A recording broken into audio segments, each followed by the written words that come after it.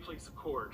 My name is Scott Braden, and I'm a lawyer at the Federal Public Defender's Office, and it's my honor today to represent Karl Roberts before you.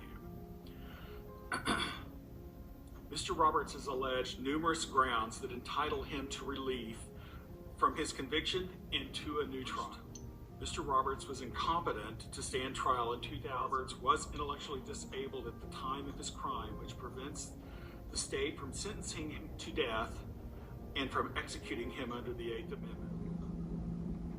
May it please the court. My name is Vincent Wagner. I'm the Deputy Solicitor General here representing the state.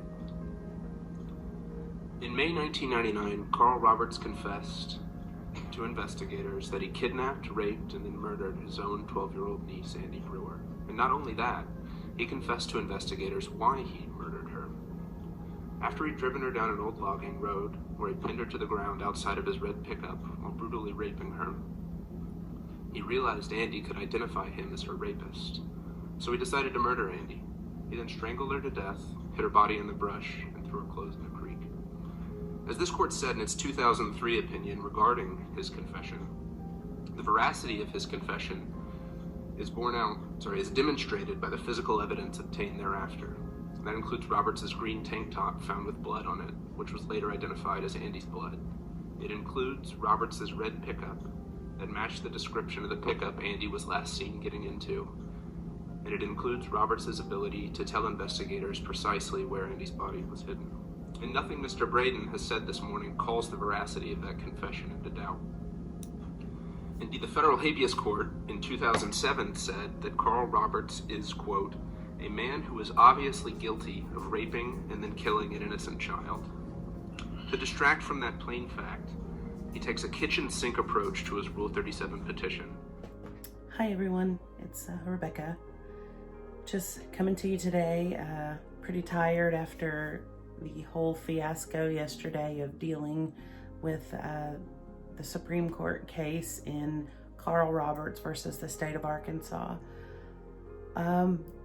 Went down to Little Rock to attend the Supreme Court hearing for this continued fight after 20 years of a man who has manipulated the system, who has done everything he can to get out of the punishment that he deserves, which a jury of his peers convicted him of death 20 years ago in this state. So many times I feel like crime victims, they get tired, because I know it, I feel it today after sitting through that hearing, which was only like 47 minutes, and it just, it punches you in the gut when you lose somebody you love to violent crime.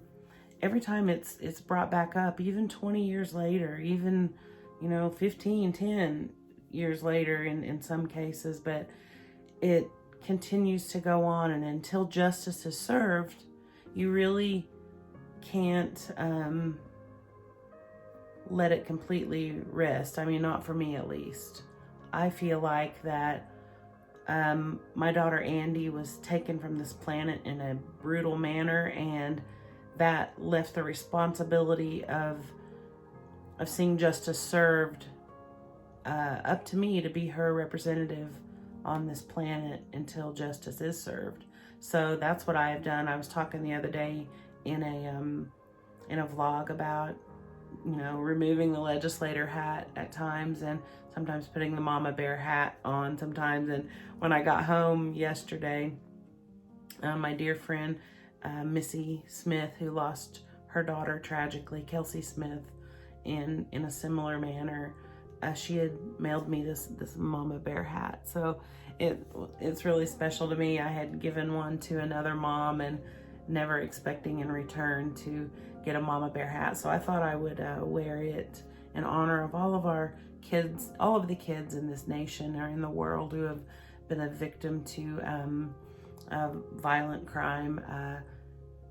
There's just some sick stuff going on, folks, and we have to protect these kids. We have to fight for them. We have we have to be their voice. As you saw some of the oral arguments, I put clips of that at the beginning of this video, just to give viewers a sense of what it's like to live through a piece of violent crime, to live through something that an entire family, community, and an entire state has gone through, and at the loss of this little girl. And I just want everyone to know that the fight is real. The fight for our kids is real. And if you ever are going through anything like this, and it could be that your child has been molested or is showing some signs of that, just be a vigilant parent and listen to your child, listen to your gut, I could tell so many stories and give so much advice, and I do often, and again, I go back to, for me, it's about putting on the mama bear hat right now and fighting for my daughter, fighting for justice for her.